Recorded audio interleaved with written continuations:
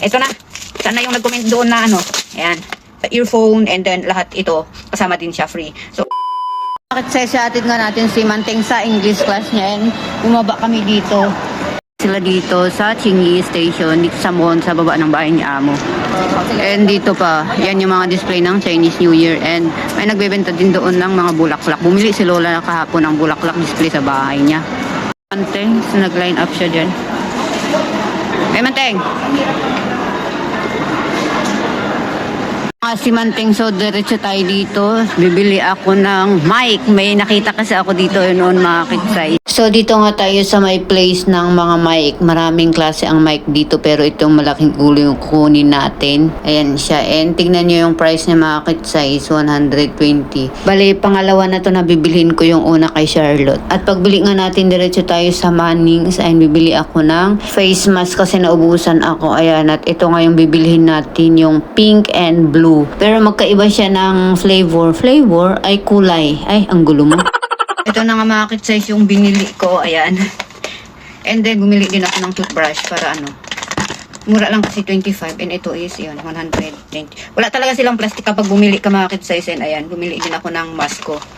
Ayan. And then, ito mga kitsay yung binili ko din na, ano doon. Parehas ang binili ko sa Pilipinas. Bumili din ako ng Cutex.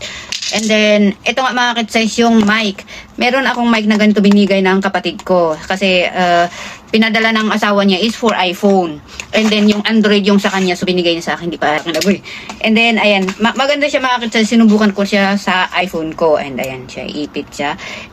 Kaso nga lang, hindi ko ginagamit yung iPhone ko mga kitsize. Kasi nangangapa ako. Bali, 1 week ko pa lang yata gamitin to. Binili ko nung December bago ako umuwi. So nangangapa ako. Hindi ko talaga siya ginamit. Sabi ko bumili ako para mas malinaw yung camera niya. Pero hindi ko siya nagagamit. Pero tirinig ko siya maganda siya mga kit size. Kaya ibenta ko yata to mga kit size and free na ito. Binili ko siya ng ano. So ibenta ko siya ng 5K. So kasama na lahat ng accessories din niya. Charger, earphone, and then lahat ito. Kasama din siya free. So ayan mga kit size. And ayan, i-PM lang ako sa may gusto. Ibibenta agad. So ayan mga kit size. Mas okay kasi sa akin yung Android. Nangangapa talaga ako dito. Ang hirap ko mag-edit. So, ayan mga kit-size. And then, ito is, ito yung binili natin mga kit-size. Actually, meron pa ako nitong isang ganito. Yung for Android. Pero, hindi siya wireless mga kit-size. Binili ko lang sa Miniso. And then, ganito kasi siya. So, ayan. Para naman to sa Android. Pero, kapag nagsasalita ka kasi, sobrang kailangan mo mahaba. Hello mga kit-size. Ayan. So, kailangan mo siyang ano. Pero, pag ganit hanggang dito lang yung distance niya. Kaya hindi ka pwedeng lumayo. Kailangan mo talagang ganun talaga siya. And then gagamitin ko pa lang siya sa Android mga kit size. Ang cute ng mic niya. And then pati din to kasi maganda siya, trinay ko noon sa Pilipinas. Then ito nga ibinili ko mga kit size. Meron akong nakita niyo na yung ganito kasi ito pala. Nakita niyo na to kasi bumili ako ng ito, sana yung gagamitin ko. Kaso nga lang sabi ni Charlotte is gusto daw niya. And then naisip ko wala akong regalo nung December sa kanya bago ako uwi. So ito yung sa kanya, di ba in-unboxing namin ni Charlotte. And then may nagregalo din sa kanila ng asan na yun yung isang mic dito. May nagregalo sa kanila ng ganito uncle niya. So hindi ko na kailangan bumili kay Teng Teng. O ayan. Meron din doon pero ayoko. Gusto ko yung mas ganito, yung mas malaki para makita talaga ng follower natin na agay. May mic na si Karagwin na kasi sabi nung nag-comment sa akin, ba't hindi ka bumili ng mic agay? Eto na. Sana yung nag-comment doon na ano. Ayan. And then, ay mag-day off tayo, dalhin natin to. And may charger pala siya. So, nahulog yung charger niya. Ayan. White sa akin and yung kay Charlotte is pink. Power on. Hello mga kit-size. Ito na mga kit-size. Uy, may ang hinahanap niyo, bay. Pwede to. Tapos, kapag wala tayong hawakan, so, bay, bumili din ako nito para ano, ba? O, diba, kompleto Ricardo's mga kit-size. Uy.